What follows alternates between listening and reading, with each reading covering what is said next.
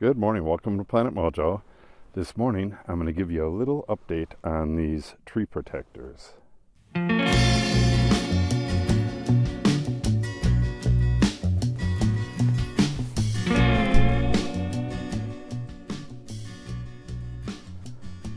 So what's happening is a few of these, well actually one of these tree protectors, one of the ones up there, is like spinning around from the wind, and it has, every one except this one has a wider slot, and it's just blowing completely off and ending up in the field here.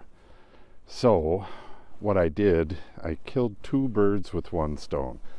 These ropes are zip tied to the T-post, so what I did was just take some regular old twine and tie the ropes to wherever it's attached to the protector, and that way this cannot open up and fly off. The ones that were most open and liable to fly off, I put two ties on, but this doesn't need it at all. I could not do it at all on this one, it would be fine.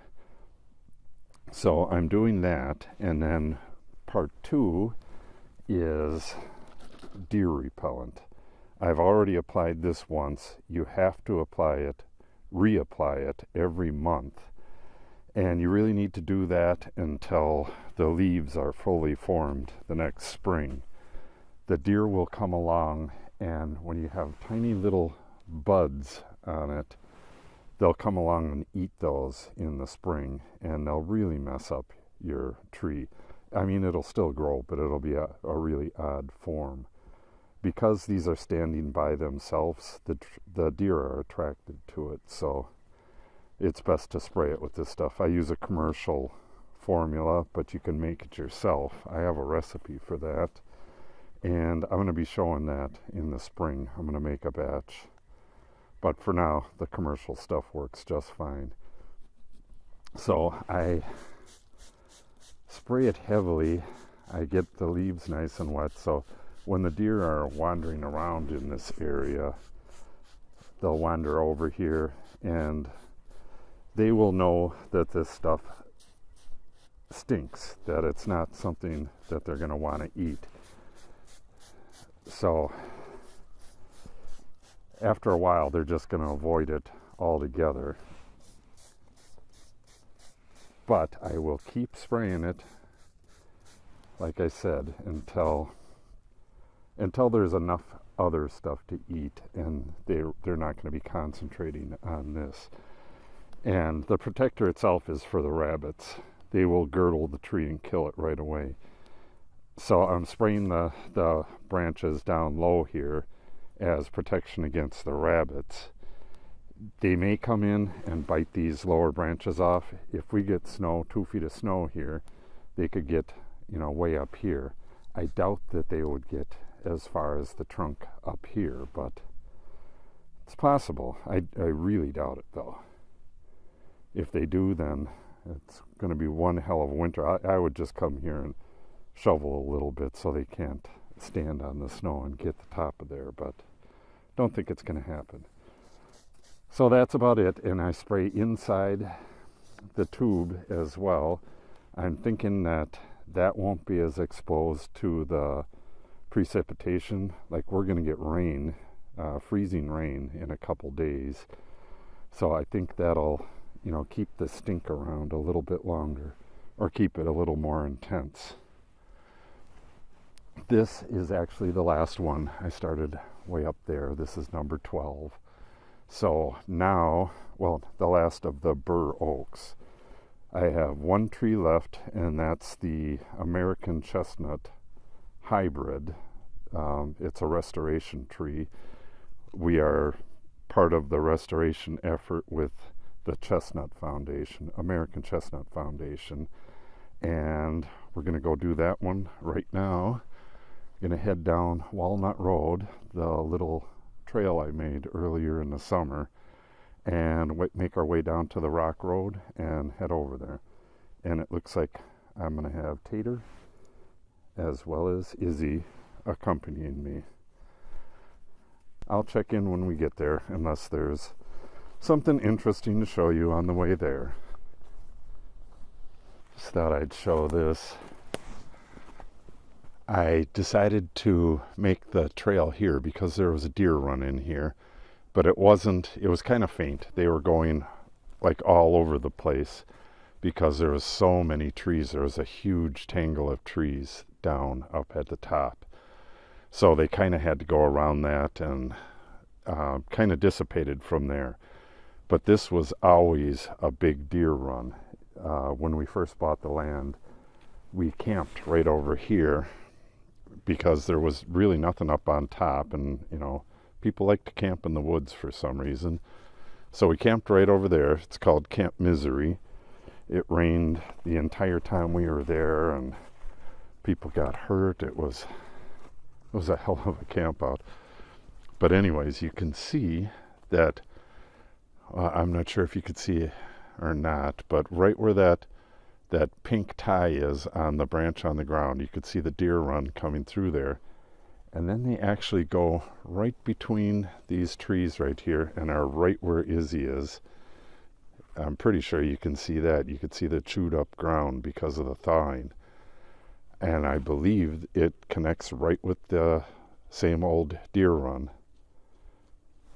It's kind of odd how, this whole area is nice and clear now. They could go anywhere they wanted, but they just go right on their old paths. Pretty interesting. We'll see what it looks like up that way. If it's a bit interesting, I'll show it to you. Otherwise, I'll see you over by the chestnut tree. The moss is coming back down in the ravine here. It's quite beautiful down there. It's a real nice place to take a walk. We don't have any running water in here except when there's a melt or a big rain or something. Back, I forget what year it was. It's either 3 or 4 years ago. In November, we had a rain where we got 18 inches of rain overnight. And it flooded. There was landslides all over the place, and there was flood waters. It was really bad.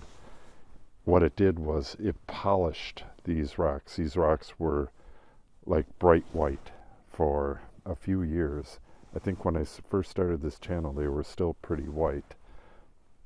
And they're finally getting back to their old mossy look. This was one of the reasons why we wanted this land when we first looked at it. I came wandering down here and saw this ravine with the mossy rocks in it and thought it was real beautiful.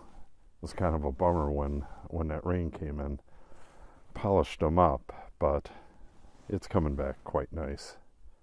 Yeah, it's always a little moist and cool down in there, so great place to grow moss. But we get moss on everything around here. It's just the kind of place it is. You can see it's on all this old logs and stuff. But what I really wanted to say was this is one of the most dangerous times of the year to walk on this trail. The ground freezes at night, and then it's been so warm lately that about a half inch or so of the ground will thaw during the day. So you're stepping on what is basically like a ski. Everything you step on could all of a sudden become a ski, and you'll start sliding down the hill. A lot of places you can see where deer are running and will slide for 4 or 5 feet when they try to stop. But I had it a little while ago, was going down the hill up there. And I put a foot down and it slid out in front of me maybe 2 feet. Could have did some damage, but I was waiting for it. There she is. Come on, kitty.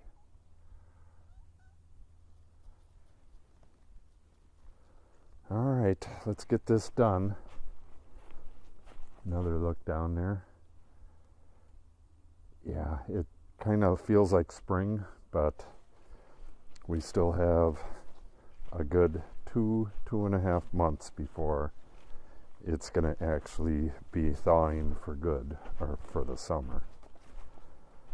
So we got that to look forward to. All right. Oh, geez, I might as well show you right. It's right here. I planted 3 of the American chestnuts. And again, we got the chestnut seed from the Chestnut Foundation, American Chestnut Foundation. Where is it? And I planted 3 of them along the road here in fairly sunny spots, and they've done, fair to middling, and this is one of them.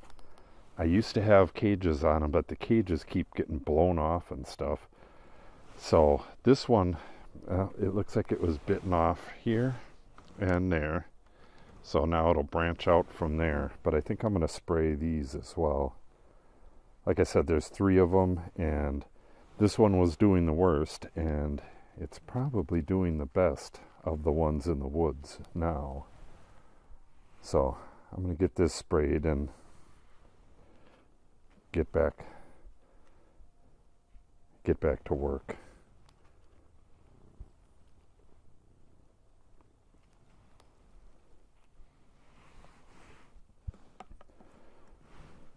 Watch out, big kitty. Nope, you have to move. You're going to get sprayed, honey.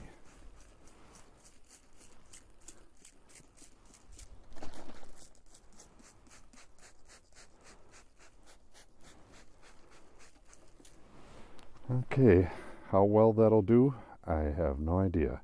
I haven't sprayed these yet. They had cages on them for a couple years, but they're not really doing that good, but they just might make it. Okay, the next one's up there by Izzy. I'll get back with you probably by the last one up there. Okay, this is the last of the woods one, and this is kind of an interesting story. This tree right here always was the best of the ones in the woods, and apparently it still is. This had gotten bit off. You can see where the top got bitten off a while back, and then it resprouted here, and then I wasn't paying a whole lot of attention to these for the last couple of years. I was kind of pissed that they weren't doing very well, and concentrated on the one that's up there, which is doing real well after it got bitten off as well. But driving by here and walking by here, I thought that this one was bitten off again. So I didn't even look. And what had happened is a tree, and I don't know which tree it is. Oh, it's that one right there. This tree fell, and the top part of it hit the top of the tree and pinned it to the ground. It was underneath that log right there, lying flat, and it was covered with leaves. You couldn't even see that it was there. So it's been pinned there for, I don't know, maybe most of the summer. You can see all the branches are starting to go in the one direction. It would have grew like that and sprouted branches all along its length that went straight up. It would have looked like crap. So now I got it, I just yanked it up out of there, and I sprayed it really well with the deer repellent, and I'm thinking it might make it. Well, I'm pretty damn sure it's going to make it. Look at all them leaves. And it's, 5 years old now? Or maybe it's 4. The one up there is the oldest, and I think that's 5 years old. So, yeah, this is probably 4 years old. So, it's got a good opening here. This one is probably going to get pretty big next year. Yeah, stick around. I'll show you this next spring when this starts blooming again, or when the leaves start coming out again. And it'll be interesting to see how this does this next summer. All right, let me get to that last one, and bring these animals back to the house. Where'd Tater go? I just saw her right there. Damn cats, they're real good at hiding. Oh, there she is. Hi, kitty. All right, let's go, cat. Okay, this is the last one. And again, I show that in a few videos. This is an American chestnut, and it was girdled by the rabbits. Oh, what was it, 2 years ago? And then it had, I don't know, 7, 8 sprouts, and I cut them all off except the strongest one, and this is what I have now. You can see it's budding out pretty good for next year. So at some point soon, this will probably be the last year that I need to spray this. Once it's over a deer's head, they generally will leave the buds alone. So this one is almost past where I need to protect it. I'll have to protect the stem until it gets a more woody bark. This has smooth bark. Let's see if I can show that. Kind of like a cherry or a aspen or something. And it eventually gets a nice coarse bark, you know, like that stuff. Wow, there's a cat up there. Yeah, it's kind of bizarre having cats taking a walk with you. They always put on a show. Kitty, kitty.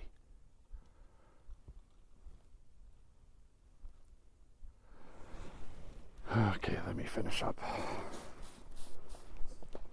So this was full when I started, so I'm at about, used 2/3 roughly, and that's on 12 5-foot bur oaks, 4 to 5 foot bur oaks that were bare root, and 3 smaller chestnuts, and this one big chestnut. So not too bad. 1 gallon of this stuff should last me all winter. At least I hope so. But I do believe it will.